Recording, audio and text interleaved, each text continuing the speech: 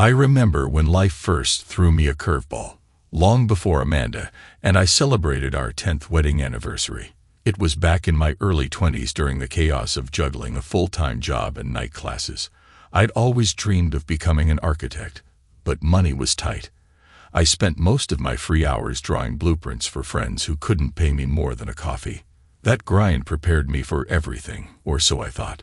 The first real test of character came when my younger brother was diagnosed with a rare blood disorder. Our family rallied together, hosting bake sales, applying for grants, and fighting with insurance companies to cover his treatments. Those nights in the hospital, watching his small frame hooked up to IVs, I vowed to make every moment count. Around that time, I met Amanda. She was bright, quick-witted, and magnetic. We bonded over a mutual love of literature and late-night diner conversations. Our first date stretched into the wee hours as we debated the meaning of happiness and whether it could exist in a world riddled with chaos.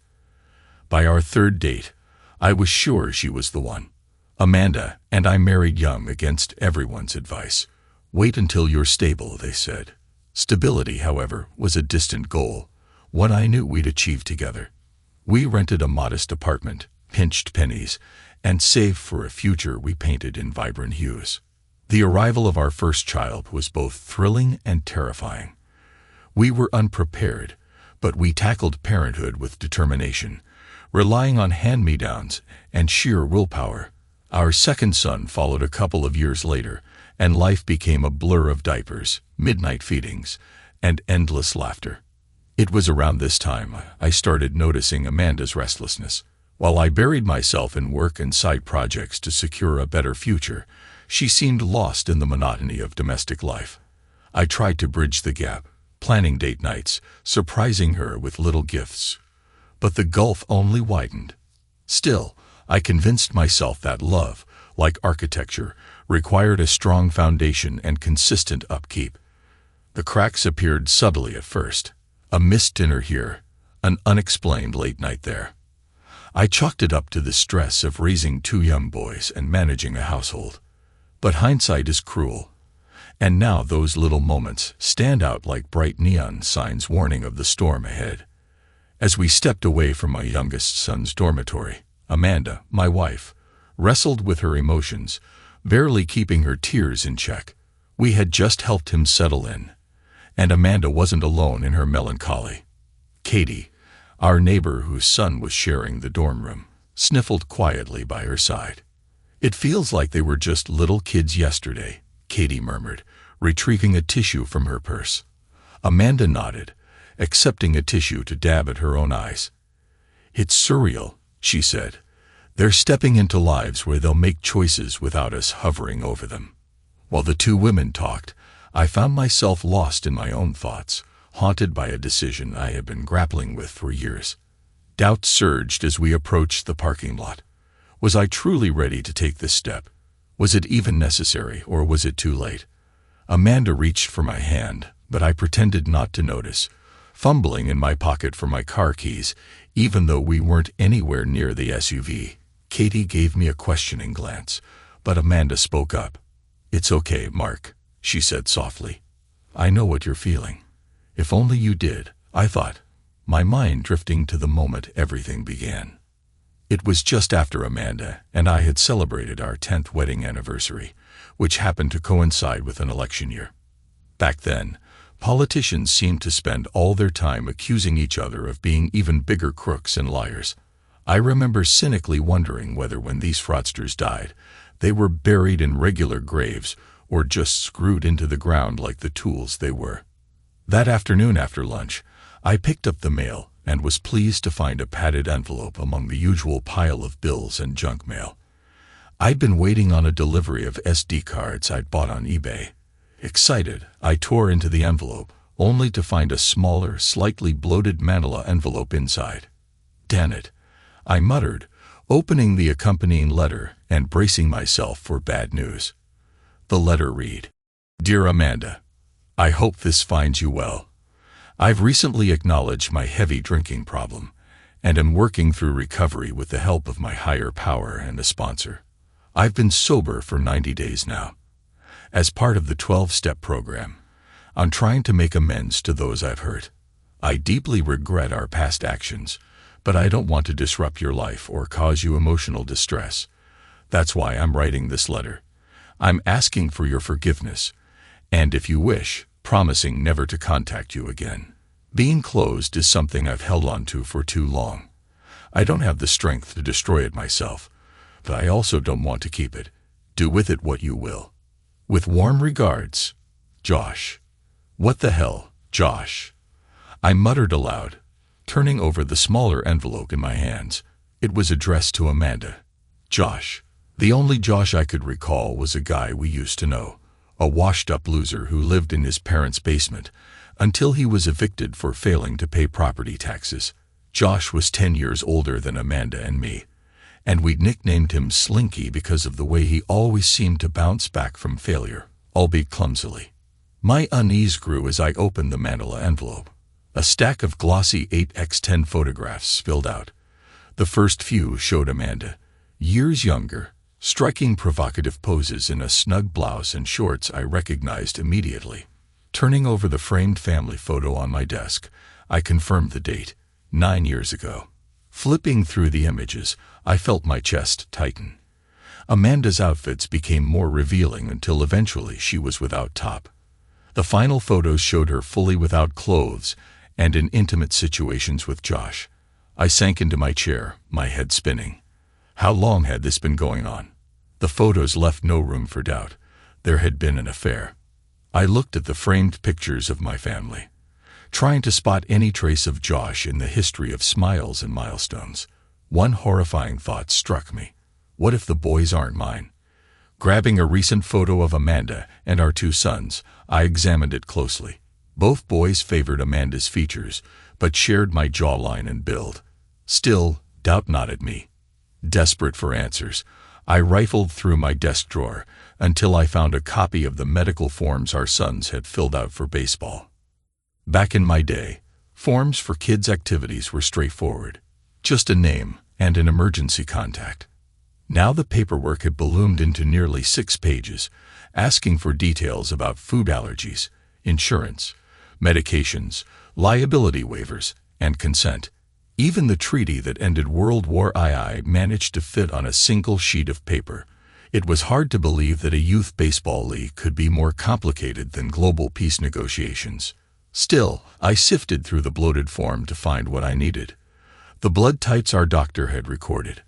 I reached into my wallet and pulled out my Red Cross blood donor card. It confirmed I was blood type O, the same as Amanda. We often joked about being the perfect match. Even in an emergency, we could donate blood to each other.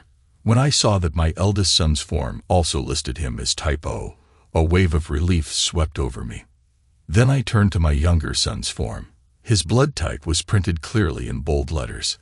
A positive.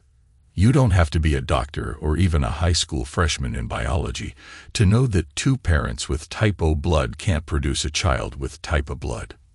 My heart sank. I stared at those 2 words.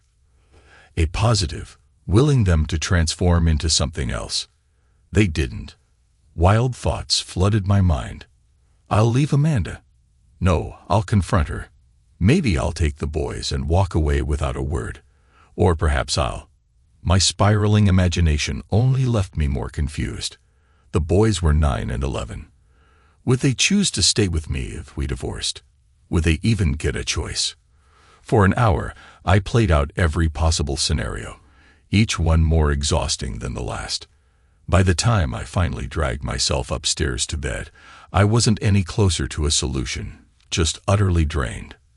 The next morning, I sat silently at the kitchen table, watching Amanda at the sink. The previous night, I had avoided dinner entirely, claiming I wasn't hungry when she and the boys returned from the movies.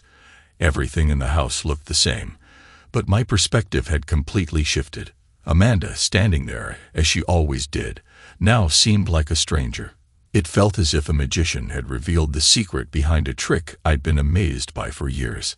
Every movement she made seemed calculated, every word suspect. "Amanda," I said finally, breaking the silence.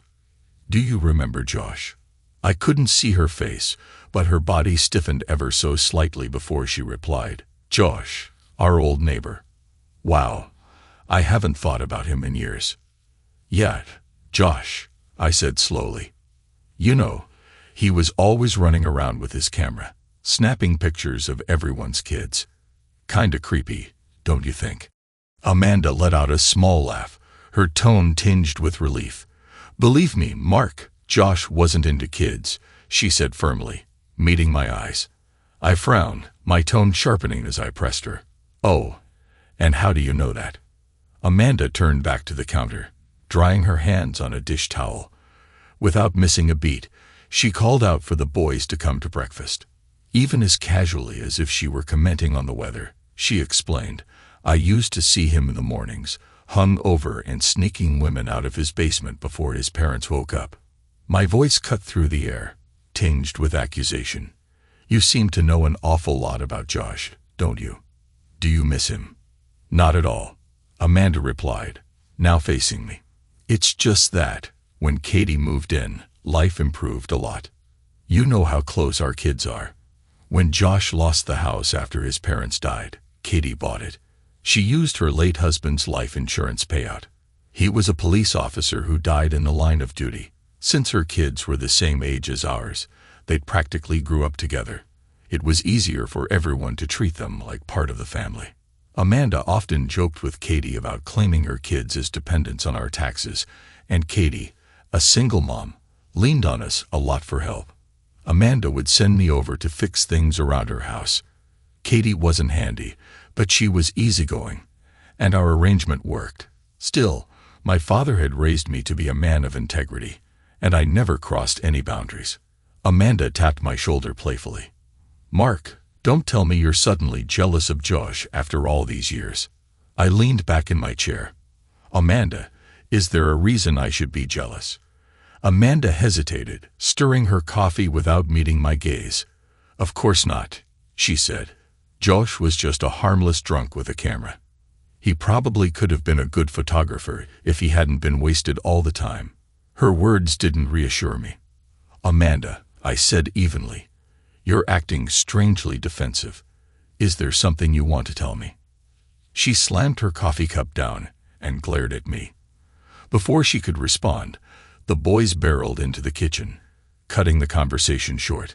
As I climbed the stairs, I realized that no matter how much time passed, the trust I'd lost in Amanda would never return. The next day, I brought everything to my brother Eric, the letter, the photos, and all the paperwork. Eric was technically my half-brother, though we'd grown up together. His parents had fled Eastern Europe during the Cold War and died in a tragic accident when we were kids. A social worker asked my parents to take him in temporarily, but somehow the temporary arrangement became permanent.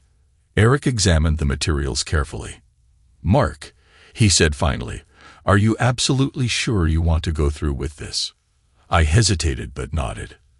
Looking back, I realize now how much of a financial strain it must have been on our working-class family. When I asked my mom years later how she managed it all, she simply shrugged and said, cut the bread thinner. Add more water to the soup. My father, a deeply religious man, never turned away anyone in need, but his faith wasn't rooted in rituals or affiliations with organized religion. To him, belief was about action, not words. At the end of every dinner prayer, he'd say, next time may there be more at the table, not less. And Lord, please save us from your followers. Dad treated Eric no differently than he treated me or my brothers. It was both a blessing and a curse depending on his mood. Before he passed away, I asked him why he'd taken in another child when we were already struggling.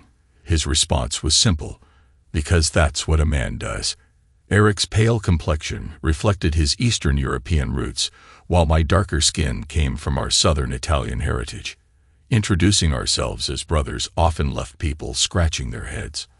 I remember one father's son event where someone remarked, my mother must have been very fair-skinned. My father deadpanned, oh, absolutely. Her skin's practically see-through. Eric went on to excel in life. He graduated at the top of his law school class and was snapped up by a prestigious law firm. Over time, he climbed the ranks to become a partner, working grueling 80-hour weeks to secure his success. He had it all: a sleek car, a luxury apartment overlooking the city, and a stunning fiancée from a wealthy family who accompanied him to every major event. But his picture-perfect life came crashing down the day he burst into his mentor's office to celebrate landing a major client, only to find his fiancée there in a compromising position. Calmly biding his time, Eric stayed with the firm through the year to collect his bonuses and benefits. Then, with strategic precision, he left, taking top lawyers and key clients with him. The firm struggled on for a few years, but eventually collapsed. Eric started his own small practice, focusing on contracts, wills, and other routine legal work. His real income, however, came from serving as outside counsel on high-stakes cases, essentially a legal hitman. Now married with 2 kids, Eric has a quieter life, but we've stayed close over the years. That day, Eric was reviewing the stack of documents I'd brought him. He leaned back and said, "Mark, you're still in shock. Give yourself some time to think clearly." "Oh, like you did," I shot back sarcastically. "You're my hero for how you handled everything at your first law firm." Eric smirked. "Not everyone gets to be the hero, Mark. Someone has to sit by the roadside and cheer as we pass." Then his tone shifted. "Seriously, though, Amanda is human. Most people only focus on how they're being treated. They rarely stop to think about how their actions affect others." I rolled my eyes. "Great, now you're Yoda. Listen, I just want out.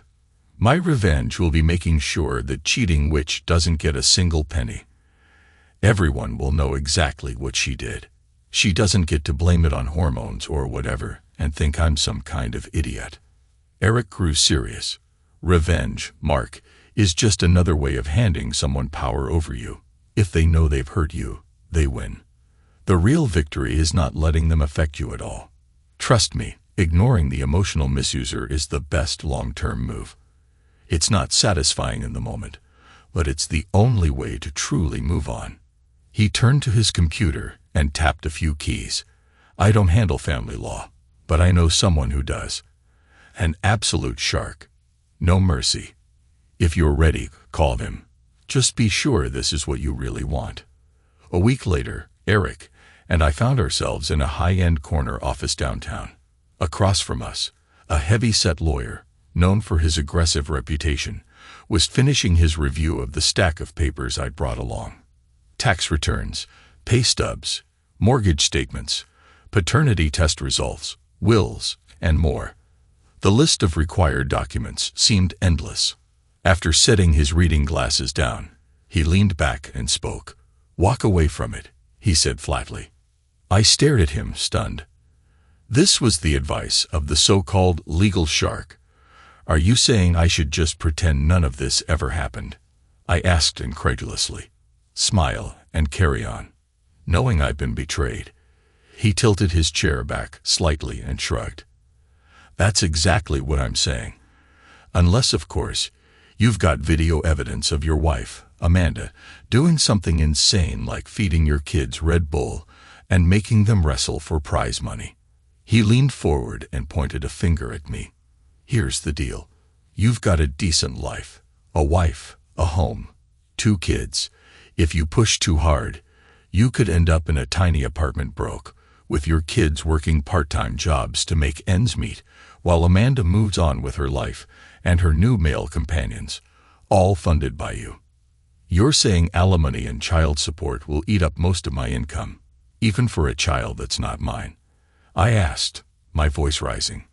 "Amanda has a job, for God's sake. Why would I have to pay for someone else's child?" The lawyer raised an eyebrow. "Mark, I'll gladly take your money if you want to pursue this, but let's talk facts. Her income from that part-time hair salon gig doesn't come close to matching yours. So yes, alimony is practically guaranteed. The only question is how much and for how long. As for child support, There are only 6 states in the entire country where you could avoid paying for a child that isn't biologically yours, but was born during your marriage. We don't live in one of them. What if I can prove Amanda always knew the child wasn't mine? I pressed. Isn't that fraud? The lawyer leaned on the desk, folding his hands. Let me tell you a dirty little secret about the legal system. Even if you could prove she knew and deliberately misled you, this kind of fraud has no real consequences. No penalties, no repayment. Your wife could announce in a full-page ad in the New York Times that she's always known the truth, and the courts wouldn't require her to return a dime of what you've already paid. I slumped in my chair, shaking my head as he continued. Don't believe me? A guy in Florida paid child support for years to a woman he wasn't even married to. When he finally got a DNA test proving the child wasn't his, the court still ruled he had to keep paying because it was deemed in the best interest of the child. That case is still dragging through appeals, but the kid will be 18 before it's resolved, and the man will never see a penny of his money again. Desperate, I asked, what about going after the boyfriend? Can I make him pay me back? The lawyer's expression darkened. In most states, only the mother can seek financial contributions from the biological father. A handful of states let you sue, but you have to prove both the boyfriend and Amanda knowingly deceived you, and that it caused significant hardship to the family. And guess what? Our state doesn't allow it. I sank deeper into my chair, overwhelmed. He leaned back again and spread his arms wide. You've got to ask yourself, Mark, what's more important? Your pride or your sanity? Is it worth losing half your property, your savings, and your income just to make a point? If your goal is to hurt her, it won't restore your self-respect. You're better off cutting ties and finding someone who will appreciate you. Eric, who had been quietly listening, interjected, what about marriage counseling? Couldn't that help? The lawyer let out a bitter laugh. Counseling? At best, it works in maybe 10% of cases. Most of the time, it just gives spouses time to plan their exit strategies. 2/3 of women who attend counseling sessions are the ones who ultimately file for divorce, and more than half of women who cheat end up leaving their marriages entirely. He fixed me with a serious look. You're 35, right? I nodded, unsure where he was going with this. Well, he said, the odds aren't in your favor. Statistically, wives are most likely to cheat around 45. If Amanda's already had one affair, the chances of her doing it again in a few years are almost certain. People romanticize their past mistakes, forgetting the pain but clinging to the excitement. That thrill becomes something they chase, and most will cheat again to try and relive it. Eric nodded grimly. Once a cheater, always a cheater, he muttered. The lawyer shrugged. Nothing's guaranteed, but infidelity is the second most common reason for divorce, right after money issues.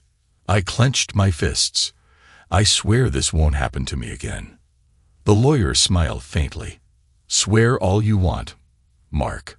Swearing's just a compromise between fight and flight. I exhaled heavily. This is such crap. The lawyer leaned back in his chair. You've got kids, Mark. Divorce changes everything for them.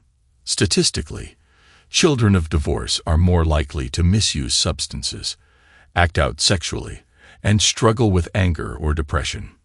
No one wins in a divorce. Not really. But the biggest losers are always the kids. Suddenly, I recalled the day I told my father I was going to be a dad.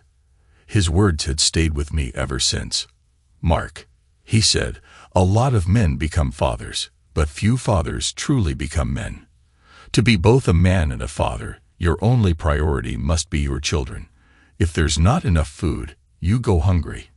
If there's no shelter, you brave the cold. If money's tight, you go without. Strength is key. Not the kind of fake bravado that crumbles when tested, but real strength, the kind that lets you admit when you need help. You'll find out how strong you are when it's all you've got. You'll make mistakes, but don't let doubt paralyze you. A true man's efforts are rarely appreciated or acknowledged. Often they're mocked. But he doesn't do it for recognition. He does it for his family, for his children, because that's what a real man does." Those words echoed in my mind as I stood abruptly, pushing my chair back, as though jolted awake. I extended my hand to the lawyer. "Thank you for your time," I said. "I've learned a hell of a lot today, but I don't think I'll need your services." "What do I owe you for your effort?" The lawyer grinned and shook my hand. "No charge, Mark. This was just a conversation between old colleagues. Besides," he added, glancing at Eric, "I owe your brother for bailing me out of a sticky situation back in the day. My door is always open to you, anytime." Later, as Eric drove us home, I turned to him.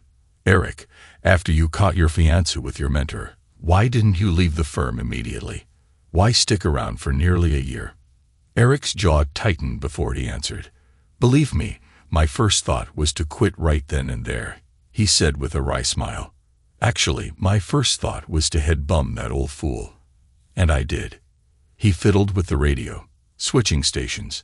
After leaving him sprawled out on the carpet, I went to my office and typed up my resignation letter. "So, why didn't you hand it in?" I was furious. "Mark." Then I started feeling sorry for myself. But I could practically hear Dad's voice reminding me that self-pity is useless. Why should I let those two clowns rob me of everything I'd worked for? The next day, the senior partner came to me acting all concerned about the misunderstanding. Eric smirked. What he really cared about was keeping me and the clients I brought in. He offered me the moon to stay, and I made him put it in writing. From that moment on, no one controlled my happiness but me. I even kept the fiancée around for a little while just because. When I found someone better, she was history. Same with the firm. Once my contract was up, I was gone. Eric's words stuck with me. From that moment forward, I decided to focus on what made me happy while staying true to my father's belief that children come first. As for Amanda, she became a background character in my life. Things shifted a week after my meeting with the lawyer. Over dinner, Amanda announced, "Mark, I've got great news. The salon is promoting me to full-time manager. I'll need to work evenings and weekends, but I'm sure you and the boys can manage meals without me." It was perfect. By the time Amanda woke up in the morning, I was already gone for work. When I got home in the evening, she was at the salon. By the time she returned, I was fast asleep. On her days off, I told her I had a darts leak. In reality, I started seeing a psychoanalyst. Through those sessions, I realized two things. I wasn't any more flawed than the next guy, and I was entitled to my own happiness. As actions, past, present, or future, were beyond my control. Life is full of temptations, and it's our own weakness that leads us to give in. The moment I stopped trusting Amanda, my feelings for her changed. Over time, the anger dulled, but the distance remained. Everything I did for my kids, period. Amanda became like a neighbor with benefits, someone who happened to live under the same roof. She was so consumed with work that I don't think she even noticed. Meanwhile, the boys and I thrived. I took out a home equity loan and transformed our house, a pool in the backyard, a new deck, and a fully loaded man cave in the basement. I ditched my boring sedan for a massive SUV. With all that space, I carted the boys and Katie's kids around in comfort, buying season tickets to sporting events and treating the whole group to pizza or ice cream after games. Katie often joined us on these outings. People sometimes assumed we were one big family. I'd half joke, I wouldn't mind that, learning a puzzled look from her. Amanda, meanwhile, was rarely around. She always had an excuse: her work schedule, exhaustion, or needing to relax. Eventually, the boys stopped inviting her altogether. A few years ago, my oldest son and Katie's eldest were both accepted into the same college. My son received a partial scholarship, but I quietly covered the rest of his expenses, as well as Katie's child's tuition without her ever knowing. 3 years later, the same situation played out with our younger children. That brings us to today as I grapple with the decision. Should I stay and keep things as they are? Or is it time to move on? Amanda was lounging on the back deck, savoring the last warm days of summer, a glass of wine in hand. She gazed out at the pool as I returned from cleaning out the remnants of our road trip from the SUV. Settling into the chair across from her, I watched as she closed her eyes and sighed. "Mark, now that the boys are gone, the house feels so empty," she said, taking another sip of her wine. "I think I'm ready for a change." I had already made up my mind, though I kept my thoughts to myself. "Oh, Amanda," I thought, "you'll get the change you're ready for." I tossed a stack of papers onto the glass top table between us. "Amanda, I think it's time we ended this," I said. "I want a divorce." Her eyes snapped open. "What the hell is this, Mark?" "It's a copy of the divorce petition," I replied evenly. "Once you've got a lawyer, I'll have mine send over the official documents. As you'll see, I've been fair. The savings. Are you insane?" Amanda interrupted, her voice rising. "After 20 years, you're doing this now. After everything we've been through together." She flipped through the pages, her expression shifting from shock to disbelief. "No alimony. What about the savings? The household debt? What's your game here?" I kept my tone calm. "We both make about the same amount of money and have comparable retirement accounts," I explained. That wasn't entirely untrue. I'd made a point of keeping my salary raises modest and minimized contributions to my 401 after using most of it to fund our son's college education. Amanda stared at me, stunned. "We only make the same because I work twice as many hours as you do. I'm not selling this house. I've put too much into it." "Amanda," I said firmly, "the house is underwater. And where do you think the money came from for this deck? For the remodeled kitchen?" She threw the papers back onto the table, her face flushed with anger. "We're not getting divorced," she snapped. "This conversation is over." Then her eyes narrowed, and a new expression crossed her face. "You fool, you found someone else, haven't you? I gave you the best years of my life, and now you're leaving me for some younger woman." Her voice rose, her face turning crimson. "How long has this been going on, Mark? How long have you been cheating on me?" I let out a tired sigh. "Amanda, let's not make this about that. It doesn't matter why. We're in a no-fault state. Everything, assets and debts, will be divided evenly." But Amanda wasn't letting it go. "No, it does matter. I deserve to know the truth." "Who is she?" I shook my head. "Amanda, there were mistakes, yes, but we don't need to rehash them now. Let's just move forward." Her response was swift. She hurled her wine into my face, the glass shattering on the deck behind me as I stood and walked toward the kitchen. She followed, shouting insults as I rinsed my face in the sink. "You piece of trash," she screamed. "You think you can throw me out so you can chase some young thing? No wonder our bed life has been awful for years.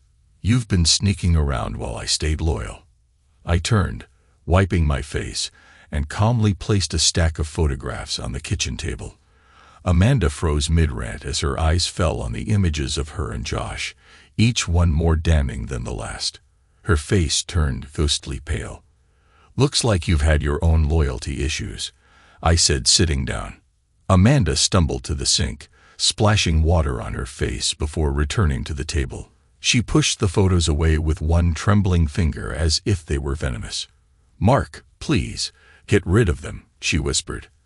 I slid the photos back into their envelope and tucked it into a drawer. "It doesn't matter anymore," I said. "I really don't care." "Amanda," she pleaded, clutching my hand. "It was just one time, I swear, please believe me." I pulled my hand away. "Amanda, I don't believe you. Why would I?" Tears filled her eyes as she continued. "It was so long ago. I didn't know how hard being a mother would be. I was sleep-deprived, overwhelmed, and you were always so busy with work and school. I felt like I was losing myself, like I wasn't Amanda anymore, just someone's wife or mom." I leaned back, unimpressed. "Amanda, I was working 2 jobs and going to college for our family. I don't need to hear about how hard it was for you." She ignored my words and pressed on. Josh was just fun. His mom would come over to help with the baby sometimes, and I felt like I could breathe for a little while. Josh always had a drink in his hand, and I started joining him. Then he'd pull out his camera and take pictures, telling me how amazing I looked. It started as a game, pretending I was modeling for him. I'd lift my blouse a little or pull it off one shoulder. It wasn't a big deal. People see more on the beach. Her voice trailed off. But I had heard enough. Amanda's eyes glistened with tears as she began to speak. One day, I mentioned wanting a nice photo of you for Christmas. Josh offered to take it for free. The shoot went great, and the picture turned out beautiful. Afterward, our son fell asleep on the couch in Josh's studio. You mean his parents' basement, Amanda? I interjected, my tone sharp. She wiped a tear away, her voice trembling. Yes, his basement. Our son was sound asleep, and I didn't want to disturb him. Josh and I had a drink to wind down. One drink turned into an entire bottle, and, well, with your hectic schedule, you and I hadn't been intimate in a long time. I was feeling excited. When Josh started taking pictures of me again, I guess my bad side came out. He made me feel hot, alive, in a way I hadn't felt in so long. It was like we were doing a real photo shoot, and I let myself get carried away. I felt as though the air had been knocked out of me. I had thought the photographs were the worst of it, but this confession was something else entirely. Are you telling me, I stammered, that you slept with that drunk while my son was just a few feet away? Amanda's face crumpled as she buried her head in her hands and sobbed. Oh God, Mark, I'm so ashamed. I don't know what came over me. Amanda, I interrupted, my voice firm but steady. We can't change the past. What we can do is own up to our actions. Please, just sign the papers. We'll tell everyone we've grown apart. That's it. Nobody outside this family needs to know anything more. She raised her tear-streaked face, desperation in her eyes. It doesn't have to be like this, Mark. It was so long ago, a momentary lapse, a stupid mistake with no lasting impact. I pulled another set of documents from my folder and placed them in front of her. Amanda, I said quietly, every action has consequences, some more serious than others. Her hands trembled as she flipped through the pages, her eyes scanning charts and figures. What is this? She asked, her voice barely audible. It's the results of our family's DNA tests, I said evenly. As you can see, something doesn't add up. Amanda clutched her chest, her breath hitching. She began to choke, and I quickly grabbed a paper bag from the kitchen. Breathe into this, I instructed, handing it to her. Slow, steady breaths through your nose. After a moment, her breathing stabilized, and she placed the bag on the table, her face pale but composed. You knew, I said, my tone accusatory yet calm. It wasn't a question.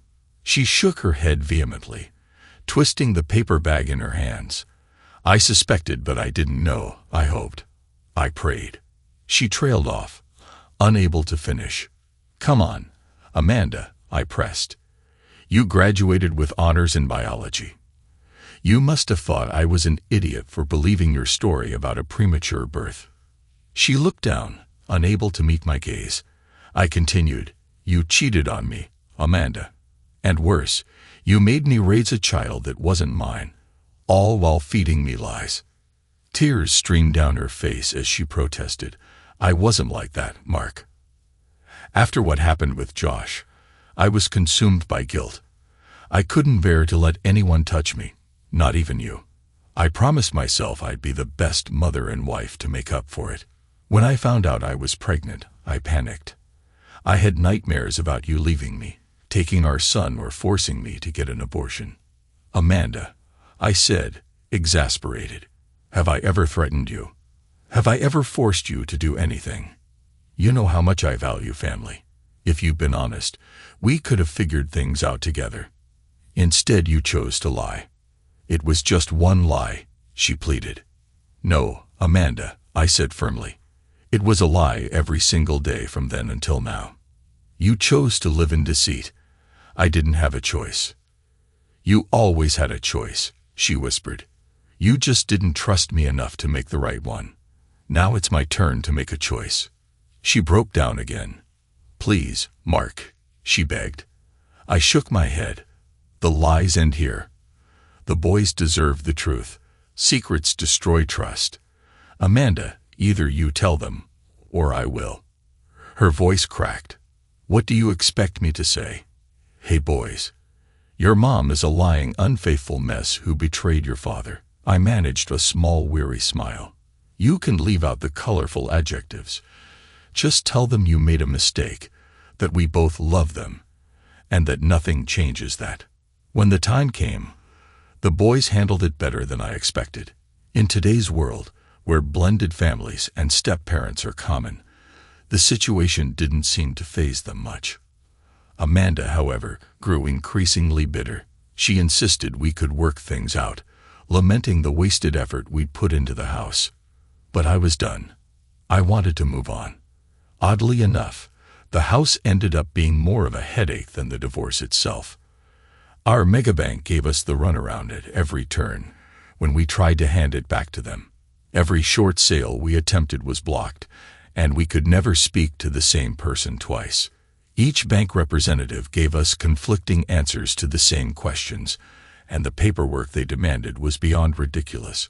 It felt like we had personally deforested Washington state with the endless written requests we submitted. Thankfully, my brother Eric reached out to one of his friends, a real estate attorney with a reputation for tackling big banks. Over the next several months, he uncovered numerous violations by Megabank, not just breaches of their own policies, but also violations of state and federal homeowner protection laws. Ironically, the tables turned when Megabank didn't even bother showing up to the court hearing. Despite being served with 4 certified notices, we received a default judgment that granted us ownership of the house free and clear, plus reimbursement for court and attorney fees. What followed was a circus.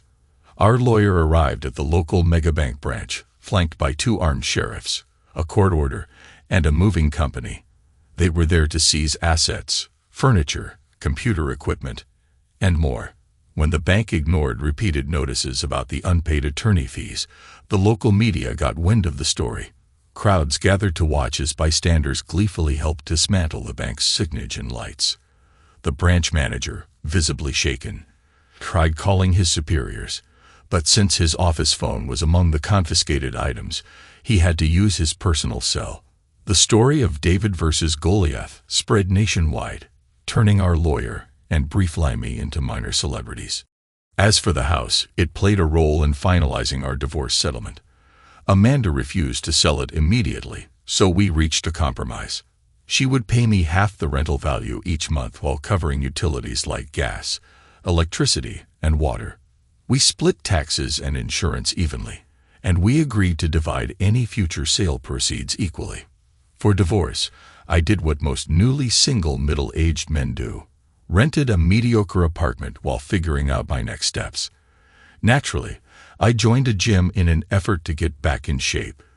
Though I've always hated working out, one evening while waiting for a free personal training session at the gym, I heard a familiar voice. "Mark, oh my gosh, it's so good to see you." I turned around to see Katie, our old neighbor. She looked fantastic in a snug leotard bearing the gym's logo. She hugged me tightly, and I couldn't help but notice how firm she felt. "Katie, wow, you look amazing," I said when she let go. "What brings you here?"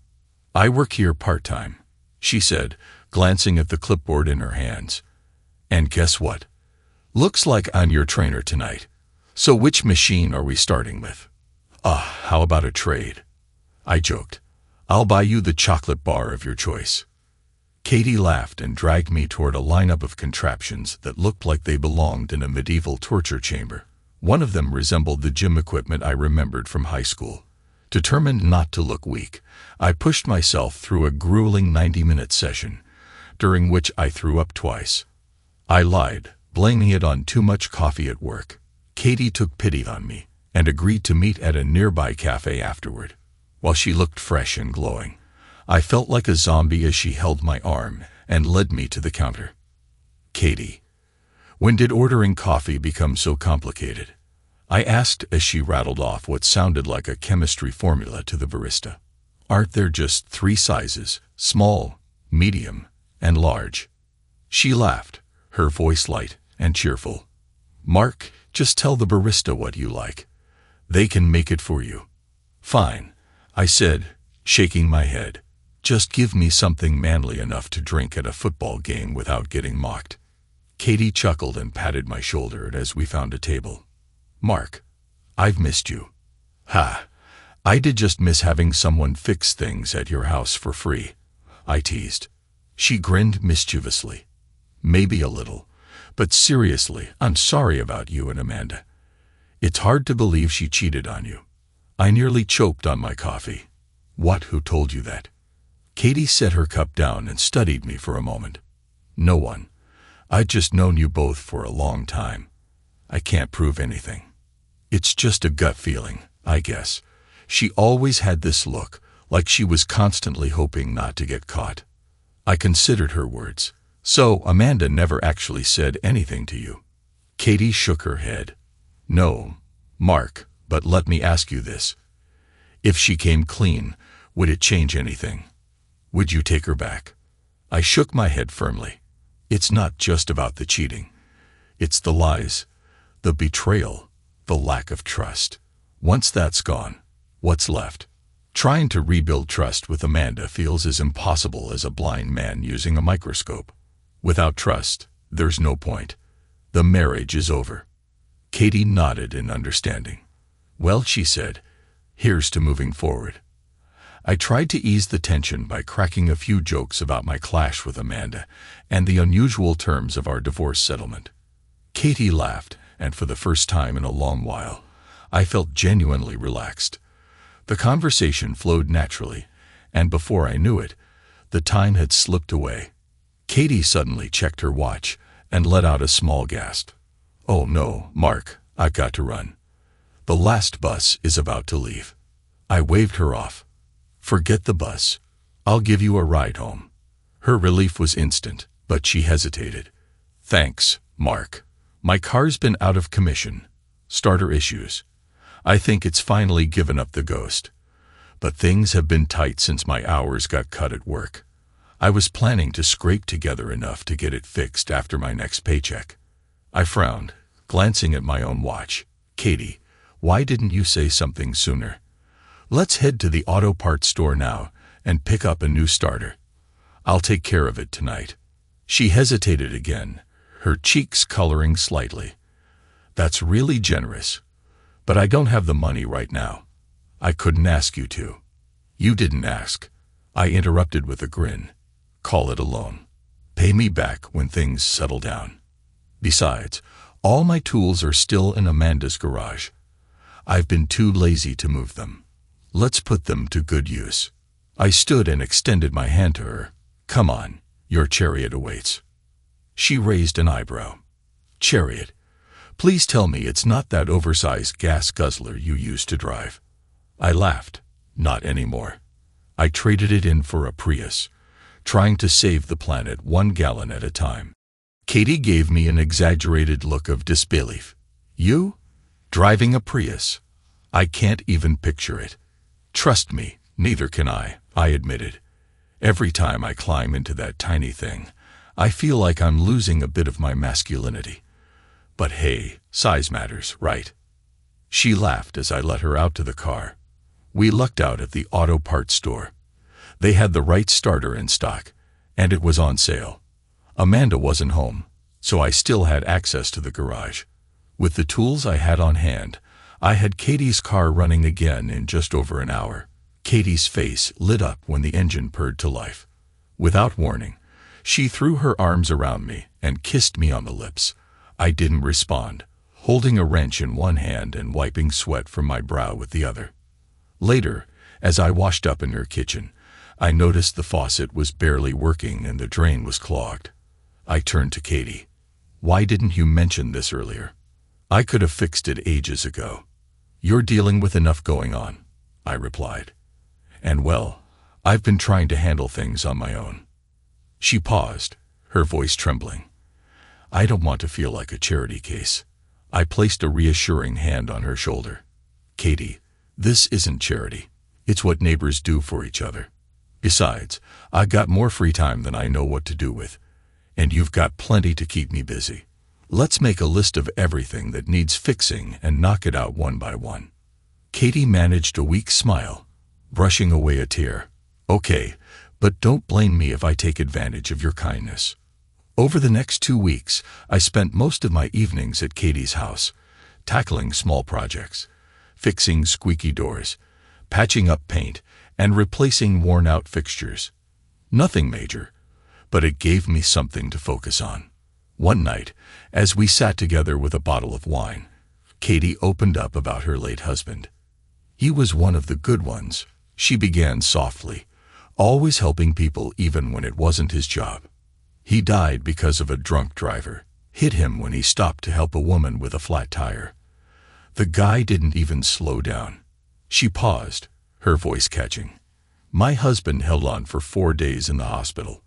The last thing he said wasn't about himself. He told me, 'Take care of the boys, take care of them, and yourself.'" Tears streamed down her face as she finished speaking. I walked over and wrapped her in a hug, holding her as she cried. "When he passed, everything changed," she continued, her voice muffled against my shoulder. "Because he wasn't on duty, we didn't qualify for survivor benefits. His life insurance helped me buy this house, but it wasn't enough. This squad was incredible. They stepped up in ways I'll never forget. But it was too hard staying close to them. Everywhere I looked, I was reminded of him. I had to leave, even though I wasn't ready for how hard starting over would be." I stayed silent, letting her process her emotions. Sometimes words weren't needed. The next morning, I was lying under Katie's bathroom sink, wrestling with a clogged drain, when I felt someone tap my leg. "Mark, where'd you go last night?" Katie's voice came from somewhere above me. "Back to my depressing little apartment," I replied, unscrewing the drain trap. "You were wiped out, so I put you to bed before heading out." I slid my hand out from under the sink to show her the drain trap, now filled with tangled hair. "Katie, seriously, do you wash a mongoose in this sink?" Before she could respond, the front door slammed and hurried footsteps approached, followed by a voice I knew all too well. "Where is he? What are you doing with my husband?" I groaned, hitting my head on the sink as I pulled myself out from underneath it. Amanda was standing in the doorway, her face flushed with anger. "Leave him alone," Amanda shouted at Katie, her voice shrill. I got to my feet, now awkwardly positioned between Katie, who looked bewildered, and Amanda, who was fuming. "Amanda," I said, trying to keep my voice calm, "what are you doing here?" She turned to me, her face set in an expression of self-righteous fury. "Don't play dumb, Mark. I know what's going on. Every night, you leave this woman's house looking like you've just plowed a field. I know exactly what you're doing." She paused, taking a deep breath as though trying to compose herself. "I get it. You're trying to get back at me, but enough is enough. You've had your fun with her. It's time to come back home where you belong." I blinked, too stunned to respond. "Amanda, we're not getting back together. That ship sailed long ago. And for the record, Katie and I." Before I could finish, Katie stepped forward and wrapped her arms around me, cutting me off. "That's right, Amanda, there's nothing between us." She paused dramatically. "But that's about to change. Starting now, I'm taking your ex-husband upstairs." Amanda and I both stood frozen, mouths agape, as Katie calmly took Amanda by the hand and led her to the front door. "Please," Katie said, her voice steady. "Even though we've known each other for years, call first next time. We'll be busy." With that, she closed the door in Amanda's stunned face. Katie returned to find me still standing in the bathroom, utterly speechless. "Katie," I managed. "Thanks for the support, but you really didn't need to." Before I could finish, she pulled off her blouse, revealing that she wasn't wearing a bra. Her confidence, combined with her figure, left me momentarily speechless. "Katie, are you sure about this?" I finally asked, forcing myself to look into her eyes rather than anywhere else. She stepped closer, wrapping her arms around my neck. "Mark, I've known you longer than I knew my husband. I loved him deeply, and I kept my promise to care for our boys. Now it's time to take care of myself." Taking my hand, she led me upstairs. The moment was nervous for both of us. Katie hadn't been with anyone in almost 2 decades, and I didn't want to ruin a friendship that had lasted most of our lives. But like riding a bike, we found our rhythm. Later, as we lay in bed, Katie turned to me. "Mark, you're moving in with me." It wasn't a suggestion, it was a declaration. "Wait," I said, sitting up slightly. "Isn't that a little bold? What if this doesn't work out?" She propped herself up on one arm, giving me a playful but serious look. "Mark, we've been friends for decades. We're too old for games. You need a place to live, and I have the room. I care about you, and you care about me. It's practical. Save your rent money for your future mortgage. Besides, you know this house better than anyone." I hesitated. What about Amanda? It might get awkward. I gestured toward my old house across the street. Katie shrugged. "That's her problem, not ours. What matters is what we want, and I want you here." And so I moved in. At first, it was strange. Amanda remained bitter, unwilling to move forward.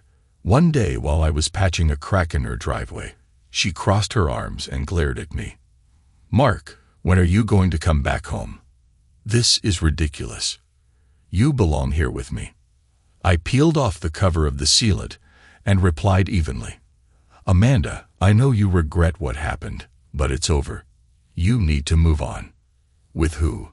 she snapped. "My clients are ex-wives, and I work with gay hairdressers. I never thought I'd become one of those lonely women." I didn't respond, gathering my tools instead. "Mark," she said softly, her tone pleading now, "just give me another chance. For the boys. For the holidays." I sighed. "Amanda, I forgave you a long time ago. But trust. That's another story. The boys will be home soon, and we can alternate dinners between your house and Katie's.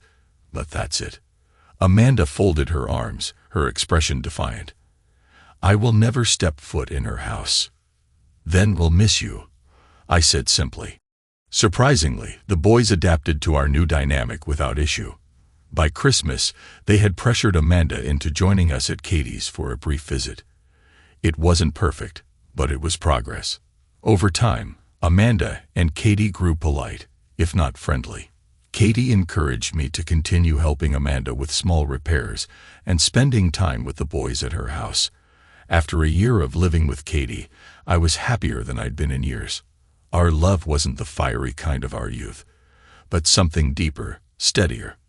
One day, I brought up the idea of making things official. Katie cupped my face in her hands and smiled.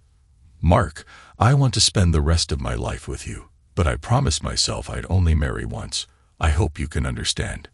I didn't entirely understand, but I remembered my father's advice. If it ain't broke, don't fix it. Life has a strange way of balancing the chaos. In the years that followed, I found my rhythm, not in grand gestures or fiery passion, but in the quiet certainty of a life rebuilt with care. Katie and I settled into something steady and unshakable, rooted in years of friendship and the trust we'd earned through shared hardships. It wasn't the kind of love that sets the world on fire. It was better. It was a love that lasts. Amanda, for her part, found her footing too.